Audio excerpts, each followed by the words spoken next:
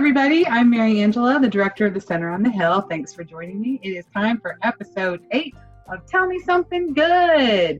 I'm back with a special guest today. This is Sarah. Say hi, Sarah. Hi, everyone. Sarah, where do you live? I live in East Falls, so Yes. really close to Mount Airy, but I used to live in Mount Airy, if that counts. Right, close enough. Great, so you're in Philadelphia. Previously, we talked to someone in North Carolina. I'll have guests from kind of all around the world, so it's really great to talk with you today. How are things in East Falls?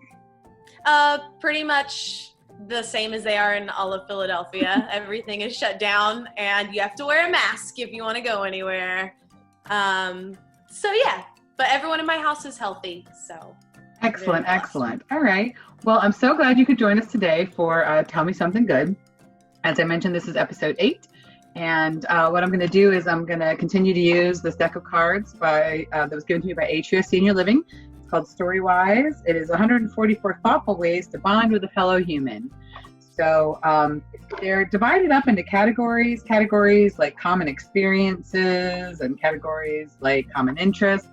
And I don't like to look at the category. I just kind of like reach in and draw, and it's completely random. And we see what's going on. Each of these cards has a fabulous picture associated with it. Let's start with our first card. Here's the picture. Gotta tilt it down. Does he have facial hair? He does. Looks like that was on his mouth. I was like, is he wearing a mask? He's got pretty much a good mustache and Colonel Sanders beard happening right there. Is that chest hair that's popping out too? No, I think that's actually an ascot. Oh, that's an ascot. Okay. Tough. From this angle, it looks like some Yes, or maybe. Let me look. Oh no, you're 100% right. That man is sporting a lot of lovely. Is it? It's all chest hair. It is. Done. Video over. Leave that up, and then we're good. So this says your feelings about tattoos and piercings. Well, I'm going to tell you all, and some people at the center probably don't know this, but I have several tattoos.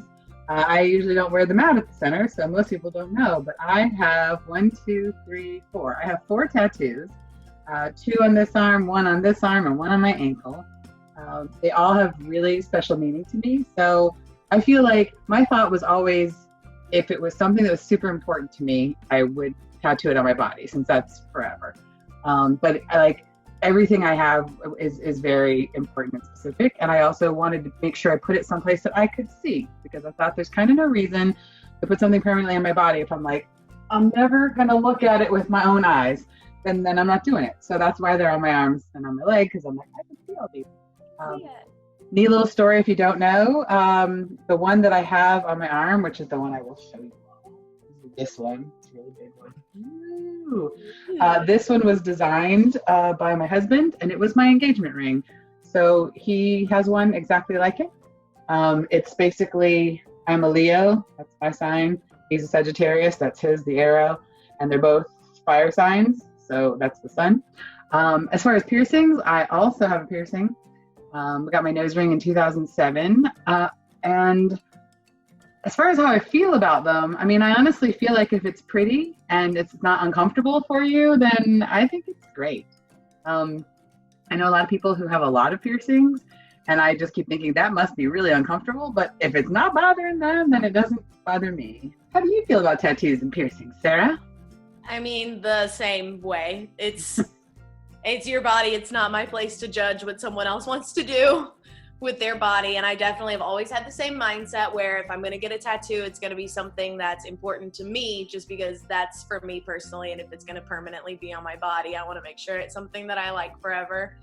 And then piercings, yeah, whatever you want to do, that's your body, your face, your etc. I obviously have like piercings, and I've spaced my ears and stuff, and yeah. Do you have any tattoos? Well, my mom doesn't know. Oh. Oh, then we won't. You won't show this to your mom, does your mom? I was like, I haven't told my mom yet, but yes, I have one tattoo that I got this year that is the most important thing to me, and it's my, if we can show him off. It's Snoopy. It's Snoopy. And I'm gonna be getting his paw print on the top of my foot when I get those in. So adorable. And for those of you who don't know, Snoopy was her dog, who was the best dog ever in the whole wide world. Love Snoopy. Came over to my house for dinner. He was great. So that's great. Awesome. Awesome. All right, let's pull another one and see what we got. Here's the picture. All right. And this says whether or not you would tell a stranger they had something in their teeth. Oof. You get to go first. What do you think? You said it's a stranger? Yeah. Whether or not you would tell a stranger if they had something in their teeth. Would you just tell a stranger? I probably wouldn't. Let's be honest. Like, if I don't know you, I probably won't be like, oh, you got a little... Unless I'm in a long conversation with them. But if I'm just meeting you and I don't know you, I will probably just pretend like it's not there. Yeah, I think I'm in the same boat. It just depends. I meet a lot of people in my line of work. So, I guess it would depend on where I'm at. If I were at the center and somebody came in and was talking to me, I might be like, oh, hey. Yeah. But, if it was just somebody who's, asking me for directions on the street, I'm probably not going to tell them. Yeah, it's hard because I've noticed that sometimes I try to do things that might trigger a person to think that, somebody talking to somebody, I might be like, or like something like to, I know I've done that before. Like if somebody's got something on their face where I'll just be like, pretending like it's me or like I have an itch so that they might be like, oh, hey, do I? But yeah, that's a hard one. I'm sorry, stranger. You're going to walk around with something. And I wouldn't expect a stranger to tell me if I had stuff in my teeth. I would be like, I don't know you well enough. Just act like it's not there. Just ignore it. Just fine. I'll figure it out later. Totally. Yeah. I'm like, if I had toilet paper stuck to my shoe or like my dress was tucked into my underwear, that's a different story. Please tell me. And I will tell a stranger if that's a case, but not just like food in your teeth. All right, here's a great one. Our third question. Beautiful, pretty pictures. Okay. And this says whether you think astrology is real or bogus. Oh. Astrology. So I have a couple thoughts on it. My experience, I love reading my horoscope. I think it's amazing. Everybody was going to like, oh wow, this is great. And when it lines up, I'm always like, that's so exciting. I have also noticed though that a lot of things with astrology are like sort of applicable to sort of everyone. So like everybody can find something. Yes. I think it's like there are a couple things in this world that I think are sort of like psychological tools, and astrology is one of them, where I'm like, I think sometimes you read into it what you need to read into it because you need to hear that, or you need to think that to get through whatever you're doing, or to realize whatever it is that you need to realize. And I think that's why it works, because anybody could read it. I feel like somebody could read my Leo horoscope and be a Sagittarius and still be like, I find that applicable, right?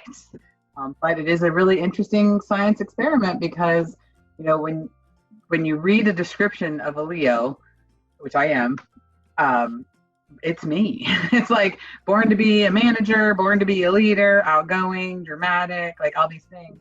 And there are people who are not. Yeah. So I guess I wouldn't say it's bogus. I definitely wouldn't say it's science, but there's something to it. There's something, for some reason, some way, somehow it works for some people. What do you think? I wouldn't take my lottery numbers off of what my horoscope told me.